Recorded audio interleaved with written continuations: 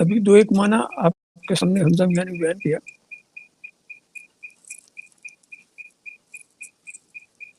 اور اس میں ایک تو قدر کے معنی عزت و شرافت جو ہوتی،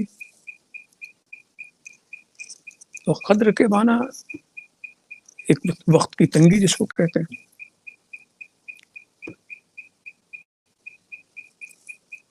تو عزت و شرافت تو ہے ہی ہے،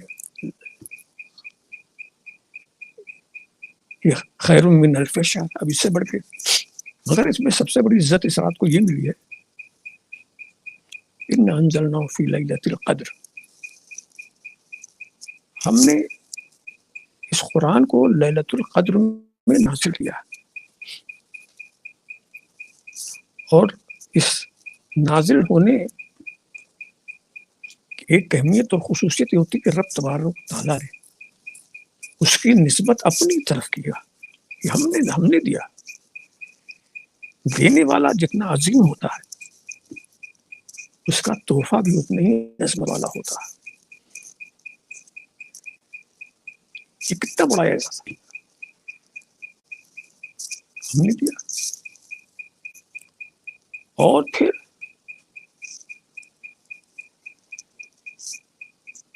اس مبارک مہینے میں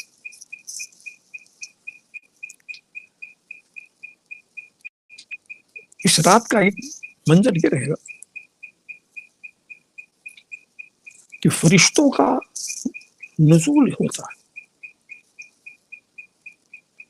کثرت سے فرشتے آتے ہیں، اتنی کثرت سے آتے ہیں کہ گنجائش نہ رہے بظاہر، زمین تنگ ہو جائے. اور حضرت جبریل بھی آتے ہیں، اور اس میں جو عبادت میں لگے ہوئے لوگ ہیں، تسبیح و تکبیر میں جو مشغول لوگ ہیں، حضرت جبریل ان سے مصافحہ بھی کرتے ہیں. مصافحہ کتنا بڑا احساس ہے، ان سے مصافحہ بھی کرتے ہیں.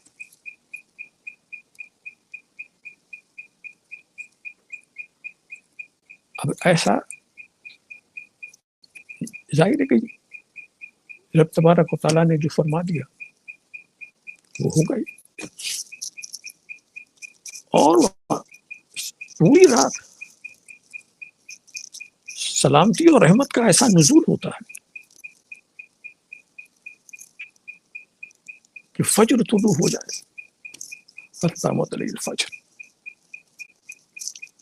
رحمت ہی رحمت. تو واقعی وہ لوگ نہایت خوش نصیب ہیں جو اس رات کی حفاظت کرتے ہیں اور اس کو ضائع نہیں، یہ اوقات ضائع نہیں کرتے.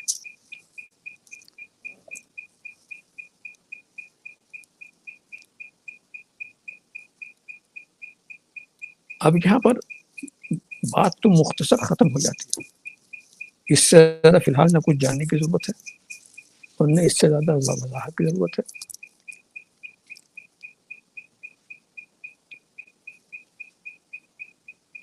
مگر کبھی کسی کے ذہن میں سوال اٹھ جائے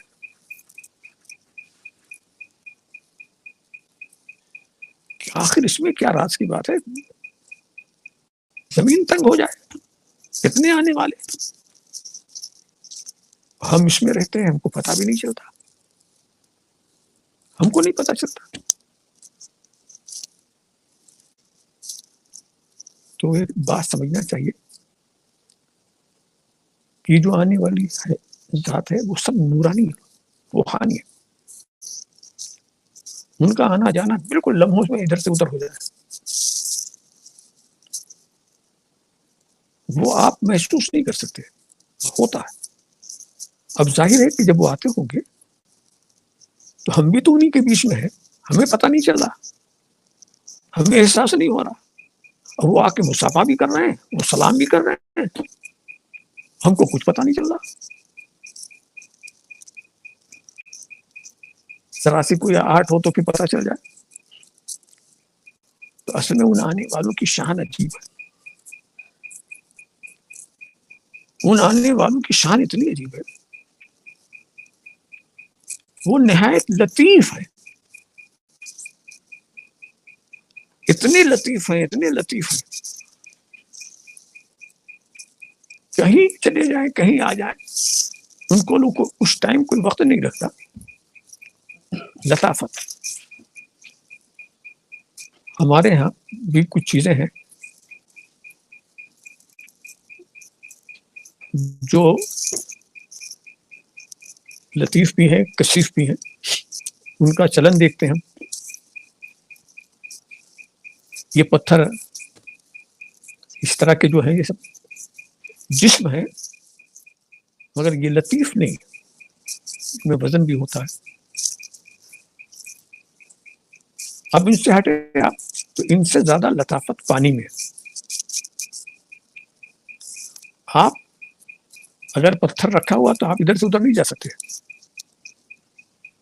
مگر اگر پانی میں آپ کو چلنا پڑے تو آپ کا جسم بھی اس کے اندر چلا جا رہا ہے، آپ بھی چلے جا رہے ہیں. آپ کا جسم بھی کثیر ہے، وہ پانی بھی کثیر، مگر آپ کے جسم سے اس کی لطافت زیادہ، آپ چلے جاتے ہیں. اور یہ ہوا جو ہے پانی سے بھی زیادہ لطیف ہے. اب ہواؤں میں ہم چل رہے ہیں، پھر رہے ہیں، کسی سے نہ ٹکراؤ ہو رہا ہے، نہ ایسا محسوس ہو رہا ہے کہ کوئی ہمارے دائیں بائیں چل پھر رہا ہے، کچھ بھی نہیں. ہوا بھی جسم ہے.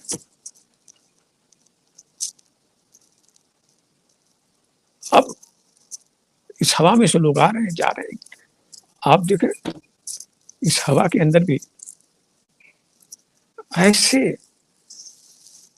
ایسی مخلوقات ایسی جس کو ہم اپنی آنکھوں سے دیکھ بھی نہیں سکتے، مگر ہے، چل رہی ہے. لطافت کا یہ اثر پڑتا ہے کہ کہیں آنے جانے میں ان کو کوئی تکلیف نہیں ہوتی جب لطیف ہو جاتے. انسان کے اندر خود اس کا جسم کثیف ہے، اس کی روح لطیف ہے. لطیف یہ حال ہے کہ ایک کثیف جسم کے ساتھ ہمارے جسم کے اندر ہی ہے، مگر اس کے باوجود ہم بتا نہیں سکتے کہ وہ روح ہے کہاں پر. پورے جسم میں ہے، مگر کوئی مکان اس کا متعین کریں، پیر میں ہے کہ سر میں ہے کہ اس آنکھ میں ہے کہ اس آنکھ میں ہے، کچھ نہیں. اس میں ہے، ہاں ہے، ایک ہے کہ دو ہے، کا ایک ہی ہے. روح ایک ہے کہاں. آج اس ترقی یافتہ دور میں بھی روح کا مقام بتانے والی نہ کوئی عقل آگے آ سکے، نہ کوئی طریقے سے بتا سکے گا. بس بولیں گے کیا ہے، کہاں ہے، پورے جسم میں ہے، یہاں ہے وہاں ہے، یعنی پورے جسم میں ہے، ہر جگہ وہ ہے. ایک جگہ آپ اس کو بتا نہیں پا رہے ہیں کہ ہے کہاں. ہر جگہ. ہم نے ایک اچھی بات تو آ گئی سامنے، ایک ہے مگر ہر جگہ ہے. ایک بات مان لیا آپ نے، یہ ایک چیز ہر جگہ ہو سکتی ہے. اور دوسری بات اس شان سے کہ ہر جگہ ہے، ہر جگہ کو وہ دیکھ رہی ہے، ہر جگہ سے وہ سن رہی ہے، ہر جگہ اپنی باتیں پہنچا رہی ہے. ایک ہے وہ ہر جگہ حاضر ہے، ایک ہے وہ ہر جگہ ناظر ہے، ایک ہے وہ ہر جگہ کی عالم ہے، ایک ہے وہ ہر جگہ پر قادر ہے، ایک ہے اور ہر جگہ پر مختار ہے. تو اب اگر کوئی کسی ایک کو، وہ تو ہمارے جسم کے اندر ہے نا، ہم اس روح جسم کی بات کر رہے ہیں. اب یہ سمجھنا ضرور ہے کہ جسم کی روح میں جب اتنی طاقت ہے کہ وہ ہر جگہ حاضر بھی ہے، ناظر بھی ہے، متصرف بھی ہے، قادر بھی ہے، مختار بھی ہے، سب کچھ ہے، تو جو کائنات کی روح ہے تو وہ بھی کائنات میں ہر جگہ حاضر بھی ہے، ناظر بھی ہے، قادر بھی ہے، مختار بھی ہے، متصرف بھی ہے. ایک چیز کو سمجھو تو نہ جانے کتنے عقیدے کے چہرے صاف ہوتے جاتے ہیں. یہ لطافت ہے روح کی. روح جو ہے بدن میں رہ کر کے تو کچھ پابندی ہوتی ہے، اور یہی روح جب بدن سے نکل جائے تو اس کی لطافت اور بڑھ جاتی ہے. اندر میں تو پابندی، اور پابندی کی وجہ بھی ہے. اس جسم کے کچھ اصول ہیں. اس جسم کے اصول یہ ہے کہ روح جو ہے تو اس جسم میں، مگر دیکھنے کے لیے اس کے لیے دو کھڑکی بنا دی گئی ہے. وہ دیکھنا چاہے جسم میں رہتے ہوئے تو صرف آنکھوں سے دیکھ سکتی ہے، کوئی دوسرا ذریعہ نہیں. پورے جسم کے اندر صرف دو آنکھیں ہیں کہ روح اگر دیکھنا چاہے باہر کا منظر تو صرف انہی آنکھوں سے دیکھ سکتی ہے. یہی اس کے دیکھنے کے لیے بات. جیسے کہ ہم نے اپنے کمرے کے اندر کوئی جنگلہ بنا دیا، سارا کمرہ پیک ہے، اب اس میں کسی کو رکھا، کوئی باہر کا منظر دیکھنا چاہے تو اس کو جنگلے ہی سے دیکھنا پڑے گا، یہیں آنا پڑے گا. باہر کا منظر سننا چاہے تو یہیں پر آنا پڑے گا. تو یہ کہنا میں وہ آنکھ بنا دی گئی ہے تو اس سے وہ دیکھتی ہے. وہ کان بنا دیا گیا سننے کے لیے، اب وہ کان جب بنا گیا سننے کے لیے تو وہ کان سے دیکھے گی نہیں، صرف سنے گی. آنکھ سے سنے گی نہیں، صرف دیکھے گی. منہ بنایا بولنے کے لیے، تو جو چیز جو جھروکے ہم نے بنا دیے ہیں وہ اسی کے لیے. مگر یہی روح جب بدن سے نکل جاتی ہے تو ایسے ہی جیسے پنجرے سے پرندہ نکل گیا، جب یہ نکل جاتی ہے تو ہر طرف جہاں چاہے دیکھ لے، جہاں چاہے پہنچ جائے، جہاں چاہے تصرف کرے. اس کے لیے دور اور قرب کا کوئی معنی ہی نہیں رہتا.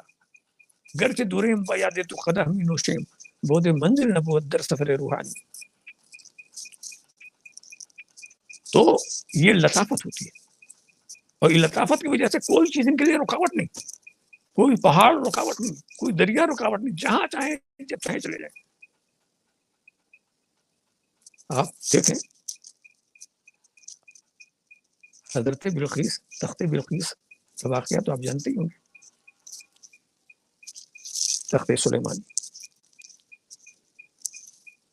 حضرت سلیمان نے اپنے حاضرین سے پوچھا کہ بلقیس آ رہی ہے، ان کا تخت ہے کوئی جو ہمارے پاس ان کے آنے سے پہلے ہی حاضر کر دے؟ تو ایک جن تھا، اس نے کہا آپ کی مجلس حضرت ختم نہیں ہوگی میں حاضر کر دوں گا. کہاں وہ فلسطین، کہاں یہ بیت المقدس، اتنی جلدی، اور اتنا بڑا تھا جس پر پوری فوج چلتی ہو، کیسے حاضر کر دے گا؟ مگر اس سے زیادہ حیرت کی بات یہ ہوئی کہ حضرت سلیمان کے وزیر حضرت آصف کہتے ہیں انا آتی کے بھی قبل ان یرتد طرفک، میں پلک جھپکتے آتی حاضر کروں، پلک جھپکتے حاضر ہوں. اور یہ کہا بھی اور تخت حاضر بھی ہو گیا پلک جھپکتے سے. پیچھے کیا ہے کہ تخت اگر اسی شقیر شکل صورت میں رہتا تو نہیں آ سکتا تھا. اس کو ایک نبی کے صحابی کی طاقت نے لطیف بنا دیا. وہ لطیف، وہ کچھ پرواز کر کے نہیں آیا تھا، جہاں تھا وہی تھا، مگر لطیف ہو کر زمین کے اندر گیا تو ادھر لطیف ہو کر زمین کے اوپر ابھر آیا. اس کو کہیں زمین پہ نہیں چلنا پڑا. تو لطیف جو ہوتا ہے اس کی شان کچھ عجیب ہوتی ہے، اور دنیا بھر کے جتنی لطیف چیزیں ہیں اس میں سب سے بڑے لطیف و الطف کا نام ہے محمد الرسول اللہ. سبحان اللہ، سبحان اللہ. کوئی فرشتہ بھی ان جیسا لطیف نہیں ہے، اس لیے کہ یہ لطیف ایسے تھے کہ ایک لطیف ان کے ساتھ چلا مگر ایک جگہ ٹھہر گیا. بے شک بے شک بے شک، وہ ٹھہر گئے. اگر برسرے موئے برتر پرم فروغ تجلا بسوزت پرم، یعنی حضرت جبریل کی لطافت اپنی جگہ پر تھی، مگر وہاں جانے کے لیے جو لطافت ضروری تھی وہ صرف سرکار عربی کے اندر تھی. یہ لطافت کے ساتھ گئے اور اتنی جلدی سے سفر کر لیا، ہر جگہ ہو کے آئے، اور پھر سارا سفر بھی کر کے آئے، تفصیلی سفر کر کے آئے. اور یہاں کیا زنجیر بھی ہل رہی ہے، بستر بھی گرما ہے، آنا جانا کیسے ہوا؟ تو یہ کثیر چیز نہیں چل سکتی، یہ لطیف سے الطاف چیزیں تھیں، ان کا یہ سفر تھا، وہ آئے گئے وضاحت کے ساتھ سارے حالات کو بیان کیا، تو یہ لطافت ہے جو جتنا زیادہ لطیف ہے۔ اور یہ جب لطیف لوگ یہاں دنیا میں رہتے ہیں تو دنیا کا معاملہ کچھ رہتے ہی، دنیا کا معاملہ ایسا ہوتا ہے اس کا لحاظ کیا جاتا ہے۔ اللہ کے رسول کا جو سفر ہوا اس میں مختلف حصے سے آپ گزرتے گئے، اور جس حصے کے جو ضروریات تھی، جس حصے کی جو باتیں تھیں اس کو وہیں چھوڑ دیا، اس کے لوازمات کو وہیں چھوڑ دیا، اپنی لطافت لے کے بڑھتے چلے گئے۔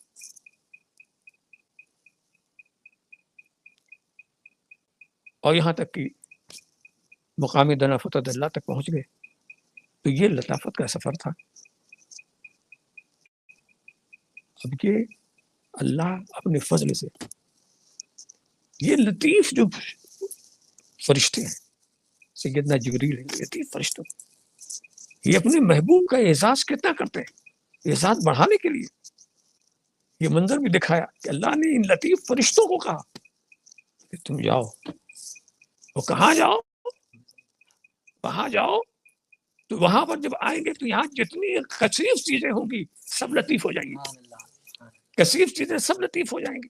اب یہاں وہ آئے، جسم کے ساتھ آئے، کسی کے جسم سے نہیں ٹکرائے، یہاں آئے، سب کچھ دیکھا، مصافحہ کیا، خود مصافحہ کرنے والے کو پتہ نہیں چلا کہ کس نے مجھ سے مصافحہ کیا، اس لیے کہ تم تو کثیر تھے، ملنے والا لطیف تھا، اس لیے وہ ملا، اپنے ڈھنگ سے چلا گیا، تیرے مقام کو بلند کر کے، تجھے مرتبہ دے کر کے وہ چلا گیا۔ تو لیلۃ القدر جو ہے لطیف اور کثیف کے اجتماع کا عجیب انداز، لطیف سے اتنے آ جائیں گے کہ سارے کثیف اس میں گم ہو جائیں گے۔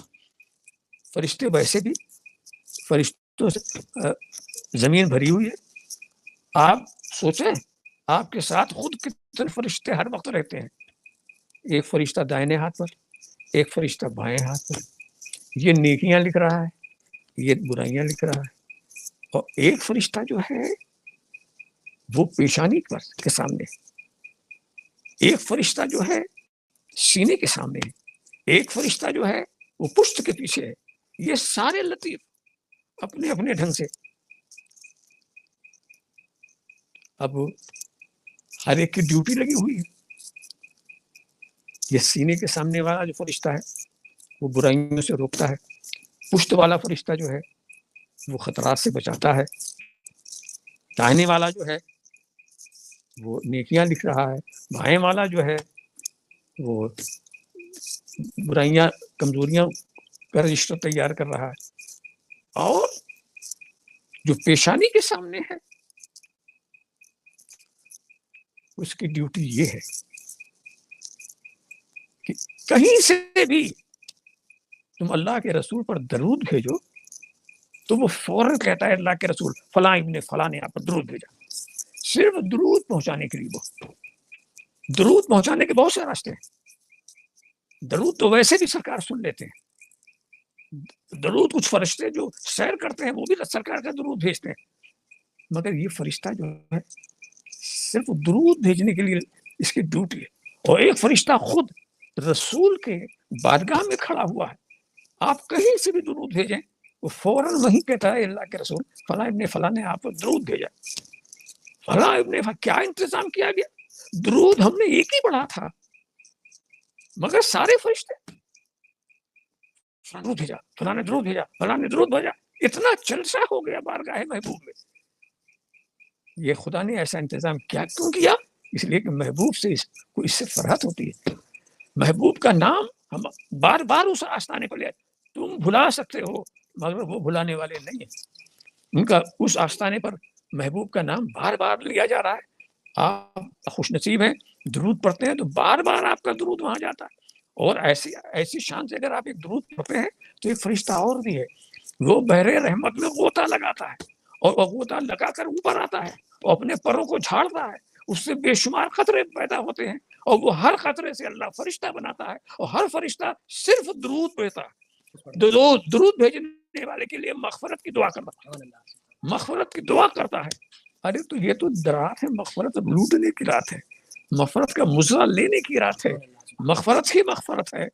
وہ خوش نصیب لوگ ہیں جن کو یہ رات ملتی ہے اور وہ اپنے کو غفلت میں بھی نہیں، بیداری میں اس کو گزارتے ہیں. اللہ سب کو یہ توفیق دے اور اس رات کی برکتوں کو حاصل کرنے کی توفیق عطا فرمائے. وآخر دعوانا الحمدللہ رب العالمین. سبحان اللہ سبحان اللہ. تو عزیزان ملت دیکھیے آج ہم نے کتنی مفید باتیں اس رات کے تعلق سے اور حضرت کی زبان پاک ترجمان سے سماعت کی. اور جو یہ سوال یہ تھا کہ کیا اس رات میں نفل نماز با جماعت پڑھ سکتے ہیں؟ تو میں نے بتا دیا تھا نا، پہلے ہو گیا. نفل نماز میں جماعت نہیں، اکیلے اکیلے پڑھنا، دعوت دے کر. تو ہمیں اپنی اپنی نمازیں پڑھنی ہیں اور اس رات کو ہمیں زیادہ سے زیادہ عبادتوں میں گزارنا ہے اور اس کا اسے صحیح استعمال میں لانا ہے. اللہ پاک اپنے پیارے حبیب کے صدقے طفیل ہمیں زیادہ سے زیادہ عبادت کرنے کی. ایک چیز میں اور کہہ دوں، یاد پڑ گئی، ایک چیز میں اور کہہ دوں. بھائی ایک مصیبت تو یہ ہے جو ہم سبھی کے اوپر ہے کہ ہم اپنی مسجدوں میں حسب سابق نہیں جا پا رہے ہیں. عید کی نماز، جمعہ کی نماز، مگر اس میں ایک چیز میں بتا دوں کہ یہ عید کی نماز جو ہے، جیسے کہ جہاں باہر جماعت کے ساتھ پڑھیں تو بھی یہ ایک شکر کی ہے، یہ شکرانہ ہے. اللہ کے رسول نے اس شکرانے کو اس طرح سے ادا کیا. ایک تو وہی جو معمول جماعت کے ساتھ، اور دوسرا یہ کہ جب جماعت کی نماز پڑھ کے سرکار گھر آتے تھے تو 2 رکعت نفل شکر میں پڑھتے تھے. یہ بھی سرکار کا معمول رہا. وہاں بھی پڑھتے تھے، وہ تو پڑھتے تھے سب کے ساتھ، یہاں بھی پڑھتے تھے. اب ہمارے پاس کیا ہے کہ ہم وہ بڑی جماعت والی صورت بنا نہیں پا رہے. تو ہمارے لیے بھی یہ سعادت مندی ہے کہ ہم اپنے گھر میں آ کر کے شکرانے کی نماز الگ الگ، اس لیے کہ وہ تو نفلی ہے نا. وہاں جماعت گھر کے اندر تو نہیں، جماعت تو جیسے ہونی تھی اس کی شکل ہی نہیں بن رہی. ایسے پڑھ لیں آپ. تو اس میں ایک تو بات یہ ہوگی کہ لوگوں نے عام طور سے اس کو تو چھوڑ ہی دیا ہے، صرف وہی بڑی جماعت کو دیکھ کر کے پھر ختم کرتے تھے، مگر اس سنت کی طرف کا کوئی توجہ نہیں کی ہے. اس طرح سے یہ سنت بھی زندہ ہو جائے گی. پتا چلا اسلام کسی کی کوشش سے مرتا نہیں، دوسری لائن سے اس کو زندگی ملتی ہے. تو اب جب یہ سب گھر والے تو نہیں جاتے تھے نماز پڑھنے کے لیے، یہ ہوا تو اب گھر گھر نماز پڑھ رہے ہیں، عورتیں بھی پڑھ رہی ہیں، بچے بھی پڑھ رہے ہیں، اور سب اپنے گھر گھر پڑھ رہے ہیں. کہیں کوئی قانون کی خلاف ورزی بھی نہیں ہو رہی. تو نماز پڑھنے والوں کی تعداد حساب لگائیے گا اس لاک ڈاؤن میں زیادہ ہو